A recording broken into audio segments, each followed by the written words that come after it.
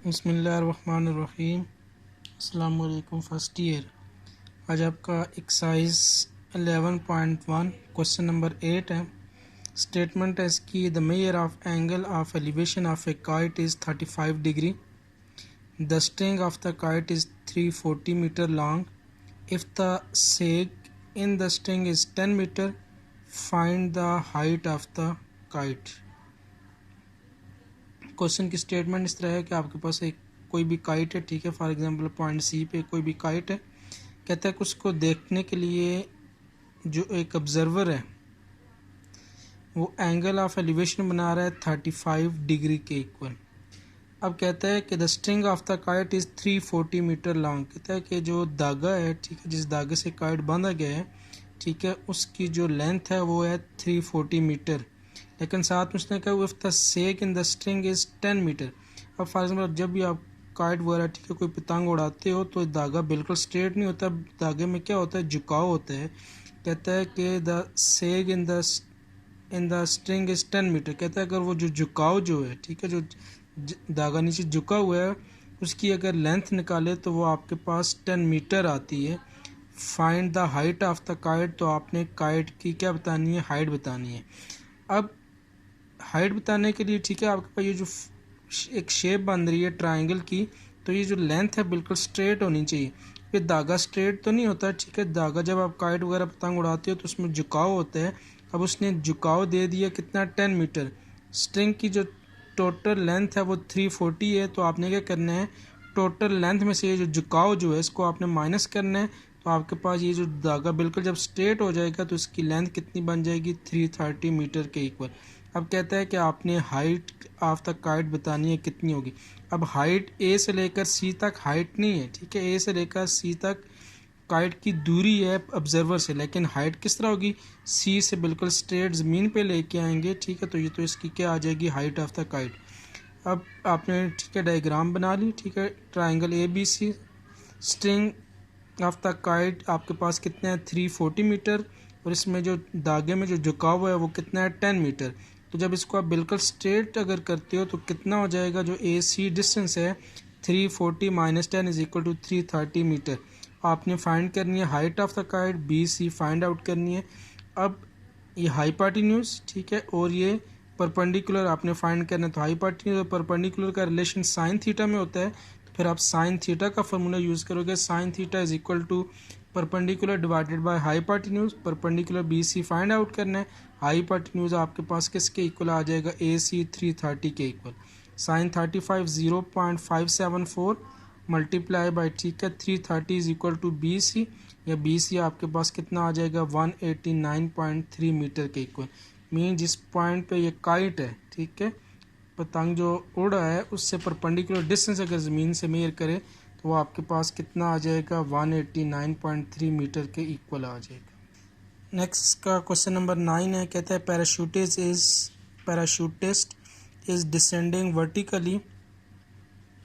कहते हैं how far does the parachutist fall as the angle of elevation changes from 50 to 30 degree, which observe from a point 100 meter away from the feet of the parachutist where he touches the ground। ठीक है, question की statement इस तरह है कि आपके पास एक कोई भी पैराशूटिस्ट है, वो वर्टिकली डाउनवर्ड आ रहा है, ठीक है। फॉर एग्जांपल आपके पास इधर कोई भी पैराशूटिस्ट है, वो वर्टिकली डाउनवर्ड आ रहा है, जिस जगह पे उतरेगा ज़मीन पे, ठीक है, वर्टिकली डाउनवर्ड आ रहा है। कहता है कि एक ऑब्जर्वर है जो इसको ऑब्जर्व कर रहा है। ऑब्जर्वर का डिस्टेंस किधर, कहता है जिधर ये पैराशूटिस्ट उतरेगा उससे लेकर ऑब्जर्वर तक जो डिस्टेंस है वो कितना है, 100 मीटर। अब क्वेश्चन में पूछा क्या गया है कि कहता है फॉर एग्जांपल इस इनिशियल पॉइंट पे है, तो उस पॉइंट पे ऑब्जर्वर जो इसको ऑब्जर्व कर रहा है उसको देखने के लिए एंगल ऑफ एलिवेशन बना रहा है कितना, 50 डिग्री। अब कहता है कि पैराशूटिस्ट जो नीचे आता है तो वो एक और पॉइंट पे आता है कि जिस पॉइंट पे ऑब्जर्वर उसको देखने के लिए एंगल ऑफ एलिवेशन कितना बना रहा है, 30 डिग्री। अब कहता है जब ये एंगल ऑफ एलिवेशन 50 डिग्री से 30 डिग्री में कन्वर्ट होगा या 30 डिग्री हो जाएगा, तो ये जो डिस्टेंस पैराशूटिस्ट कवर करेगा ये आपने क्या करना है, फाइंड आउट करना है, ठीक है। दोबारा मैं क्वेश्चन बताते चलिए। फॉर एग्जांपल ये कोई भी पॉइंट है, इस पॉइंट पे कोई भी पैराशूटिस्ट है वो वर्टिकली डाउनवर्ड नीचे आ रहा है। इस पॉइंट पे ऑब्जर्वर है जो इसको देख रहा है, इसको देखने के लिए एंगल ऑफ एलिवेशन बना रहा है 50 डिग्री। कहता है जो वो नीचे आता है एक और पॉइंट पे आता है कि ऑब्जर्वर का जो एंगल है वो 50 से कन्वर्ट हो जाता है कितना, 30 डिग्री। अब कहता है 50 से 30 डिग्री में कन्वर्ट होने तक वो जितना डिस्टेंस है, जितना नीचे आएगा वो डिस्टेंस आपने फाइंड आउट करना है। और साथ में उसने कहा हुआ जिधर ये पैराशूटिस्ट उतरेगा, ठीक है, वर्टिकली डाउनवर्ड आ रहा है, बिल्कुल सीधा नीचे आ रहा है, जिस जगह वो उतरेगा उससे लेकर ऑब्जर्वर तक जो डिस्टेंस है वो आपके पास कितना है, 100 मीटर है, ये आपने फाइंड आउट करना है। ठीक है, तो पहले इसको आप लेबल कर लेंगे ट्राइंगल को, ए बी सी और डी। अब आपने ये जो डी सी डिस्टेंस है ये फाइंड करना है। अब डी सी डिस्टेंस के लिए ट्राइंगल बन रही है आपके पास ए सी डी, लेकिन ये राइट एंगल ट्राइंगल नहीं है। आप जो राइट एंगल ट्राइंगल के रूल है इस पे नहीं लगा सकते, तो फिर डायरेक्ट डी सी डिस्टेंस नहीं फाइंड होगा।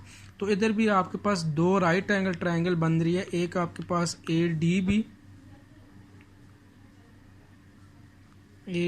बी डिस्टेंस, इसमें आपके पास जो डिस्टेंस है डी बी फाइंड हो सकता है। इसी तरह ए सी डी ट्राइंगल आपके पास है, ए सी बी में से आपका जो सी बी डिस्टेंस है ये भी फाइंड हो सकता है। अब ये टोटल जो डिस्टेंस है डी बी, इसमें से अगर सी बी माइनस करेंगे तो ये जो बाकी जो आपको डिस्टेंस चाहिए डी सी, ये फाइंड आउट हो सकता है। ठीक है, तो इसकी स्टेटमेंट और डायग्राम आप समझ लिया। अब इसको सॉल्व करते हैं।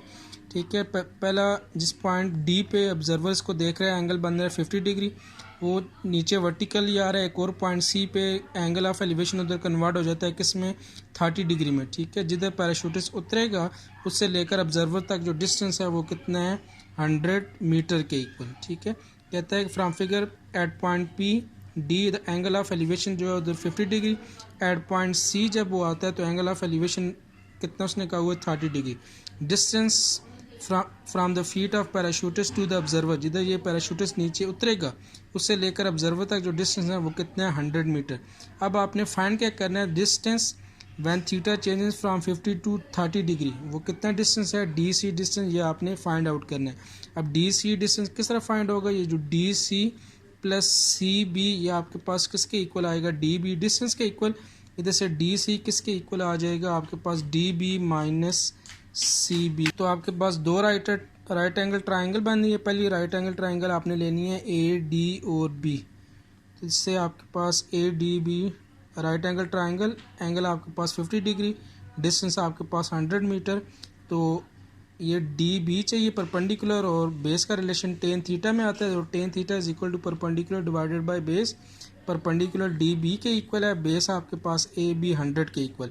टेन 50 आपके पास 1.19, ठीक है, 100 डिवाइड जाके multiply is equal to D B, या जो डी बी डिस्टेंस है वो किसके इक्वल आ जाएगा, 119 के इक्वल आ जाएगा। अब दूसरी ट्राइंगल आपने लेनी है जैसे राइट एंगल ट्राइंगल ए सी और बी। ठीक है, ए सी बी, इसमें सी बी डिस्टेंस आपको चाहिए, ए बी डिस्टेंस उतने ही 100 ही रहेगा, और एंगल आपका इधर कितना यूज़ होगा, 30 डिग्री।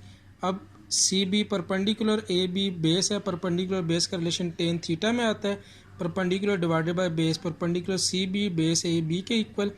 आपके पास टेन 30 0.57, 100 डिवाइड सिर्फ जाके मल्टीप्लाई हो जाएगा is equal to C B, या C B distance 0.57 multiply by 100 कितना आ जाएगा, 55.7 या 58 के इक्वल। लेकिन आपको तो जो डिस्टेंस चाहिए था वो डी सी डिस्टेंस चाहिए था, तो डी सी डिस्टेंस किसके इक्वल होगा, total distance D B minus C B. ठीक है, D B minus C B distance 119 minus 58, तो डी सी डिस्टेंस कितना आ जाएगा, 61 मीटर के इक्वल। मीन जब पैराशूटिस्ट 50 डिग्री से 30 डिग्री उसको देखने के लिए एंगल ऑफ जो एलिवेशन है 50 से 30 में कन्वर्ट होगा, तो पैराशूटिस्ट कितना डाउनवर्ड आएगा, 61 मीटर के इक्वल।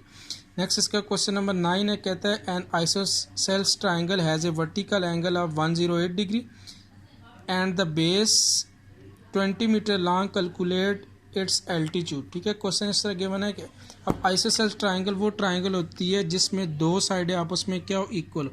ठीक है, फॉर एग्जांपल एक ट्राइंगल ले ली, अब इसमें ये दो साइडें आपने लेट कर लेनी है इक्वल। अब कहता है ट्राइंगल का एल्टीट्यूड से ये मुराद है किसकी जो हाइट है या जितनी ऊंची है ट्राइंगल, वो आपने फाइंड आउट करनी है। ठीक है, अब इसका ये जो वर्टिकल एंगल है ये आपको गिवन है 108। आप इसको